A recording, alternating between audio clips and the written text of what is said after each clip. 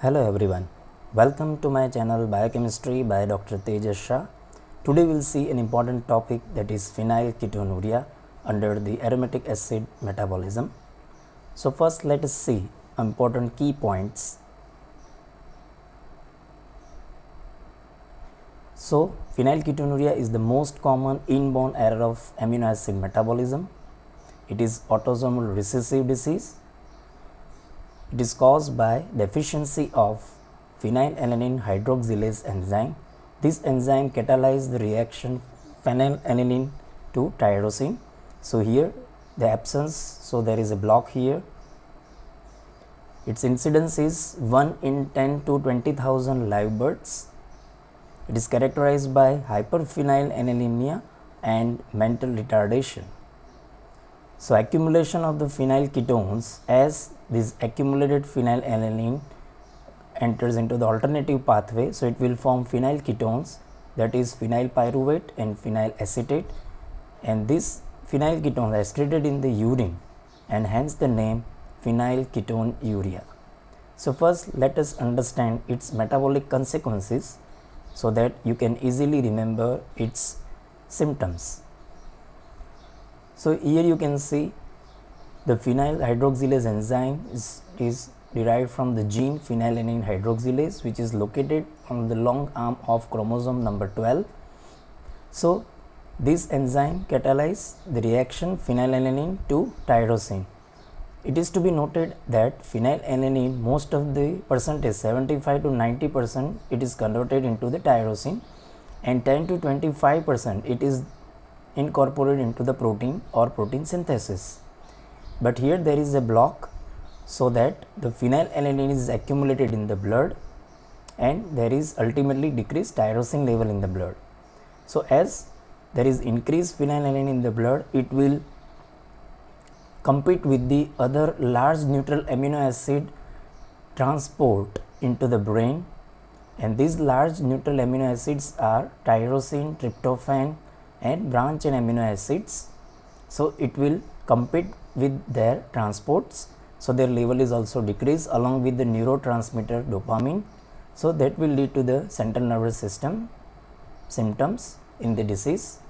Another thing is that decreased tyrosine level, so there is ultimately blockage of the tyrosine hydroxylase enzyme, so no production of the dopamine. There is decreased noradrenaline, adrenaline, which are the important catecholamines as well as neurotransmitters. There is decreased melanin synthesis, so that will lead to this much symptoms in this disease. So as phenylalanine is accumulated in the blood, it will enter into the alternative pathway like this. So phenylalanine undergo transamination to form phenyl pyruvate. This phenyl pyruvate is reduced to form phenyl lactate. Phenyl pyruvate undergo decarboxylation to form phenyl acetate, which further conjugated with the glutamine to form phenyl acetyl glutamine. So because of these accumulated phenylketones, there is a mousy body, skin and urine odor in this disease. And because of lack of these neurotransmitters and the melanin pigment, there is central nervous symptoms and hypopigmentation seen in this phenylketonuria. Now let us see the types of the phenylketonuria. So the first type, that is classical phenylketonuria, there is defect in the phenylalanine hydroxylase. This reaction is also required the tetrahydrobiopterin, and as well as its reduced form dihydrobiopterin. So the next type is the atypical phenylketonuria or hyperphenylalanemia type 2 and 3, which is there is defect in the dihydropterin reductase enzyme, which is helpful in the conversion of the dihydrobiopterin to tetrahydrobiopterin, which is further utilized for the conversion of phenylalanine to tyrosine. The third type is the hyperphenylalanemia type 4 and 5. Okay, there is defect in the dihydrobiopterin synthesis here. As we have seen under the metabolism of the phenylalanine tyrosine, that dihydrobiopterin synthesized from the guanosine triphosphate under the de novo. So here the two enzyme deficiency are noted. 6-pyruvyl tetrahydropterin synthase, which is most commonly observed, and the second is guanosine triphosphate cyclohydrolase deficiency. So type 2, 3 and 4, 5 are considered as a non-classical phenylketonuria, and the type 1 it is the classical phenylketonuria. So now let us see the symptoms or clinical manifestation of phenylketonuria. So affected infants are normal at birth. As the age is increases, so it will lead to the mental retardation. So low IQ is observed, that is less than 50. There is agitation, hyperactivity, tremors and convulsions. So there are the central nervous system symptoms. So the biochemical basis behind it is accumulation of the phenylalanine in the brain, so which impairs the transport of metabolism of tyrosine, tryptophan and branch chain amino acids, large neutral amino acids. Second reason is it impaired the synthesis of neurotransmitters like serotonin, dopamine and norepinephrine. And third is it reduced synthesis as well as increased degradation of the myelin. So all these points are behind the central nervous system symptoms seen in the phenylketonuria. Hypopigmentation, that is due to the lack of the tyrosine, which is further not converted to the melanin pigment, so that will causes light skin color, fair hair and blue eyes.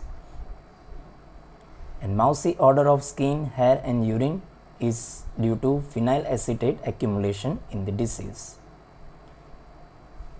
Now if we see the diagnosis of phenylketonuria, so neonatal screening is very much required initially, where the blood is collected by the top of the heel.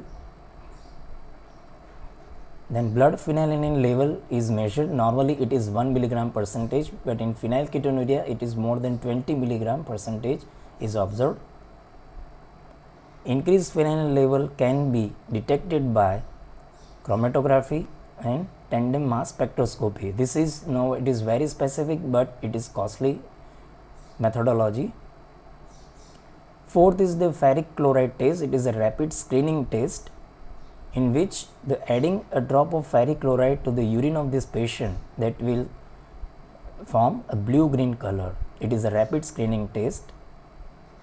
Another test is the Guthrie bacterial inhibition assay. So here the blood of phenylketonuric patient, but not the blood of normal individual, supports the growth of phenylalanine dependent bacterial strain, that is Bacillus subtilis. Bacillus subtilis strain requires the phenylalanine for its growth. So if the blood of the patient contains high phenylalanine level, so growth is observed under the petri dish. But one caution here before performing the Guthrie's bacterial inhibition assay test, that Guthrie test should be done not less than 2 days after birth, because false negatives are common within the first 24 hours or within 40 hours after the birth. So it should be done not less than 2 days after birth. Prenatal diagnosis by the enzyme assay, it is difficult as amniotic cells do not express the enzyme phenylalanine hydroxylase, as it is only expressed in the liver cells. DNA probes are useful now, as the gene for human phenylalanine hydroxylase has been cloned. Now let us see the treatment aspect, which is very important in this disease. So prompt initiation of the treatment is must, as to prevent the irreversible brain damage. Low phenylalanine diet. Here you can remember the word low phenylalanine diet, because phenylalanine cannot be completely restricted, as it is one of the essential amino acids. Tyrosine supplementation, of course, as it is now become essential in phenylketonuria. Low protein, high starch natural foods such as potatoes, some vegetables such as peas, tapioca, that is cassava, it contains the low phenylalanine level, but only in the restricted amounts that can be supplemented. Special care to treated females who reach at the reproductive age, because when they become pregnant, there may be chances of high phenylalanine enters into the baby, and they will affect its growth, mainly the brain function. So the special diet during her pregnancy must be started. Sometimes it is referred to as maternal phenylanemia.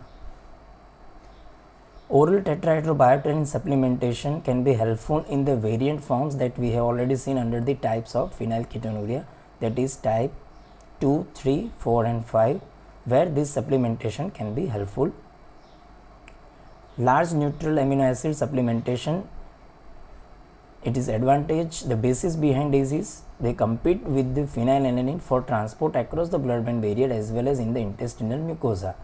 So this is the newer modality of treatment, large neutral amino acid supplementation. Next is the patient must avoid the aspartame in the diet because aspartame chemically is an aspartyl phenylalanine methyl ester, is a commonly used artificial sweetener and it is broken down in the gut to form phenylalanine. So it must be avoided in the diet. Gene therapy by a functional recombinant phenylalanine hydroxylase gene is targeted to the liver, since the activity of phenylalanine hydroxylase is primarily in the liver, but it is still ongoing process. Another modality which is tried, that is enzyme substitution therapy, which is still also under the progress.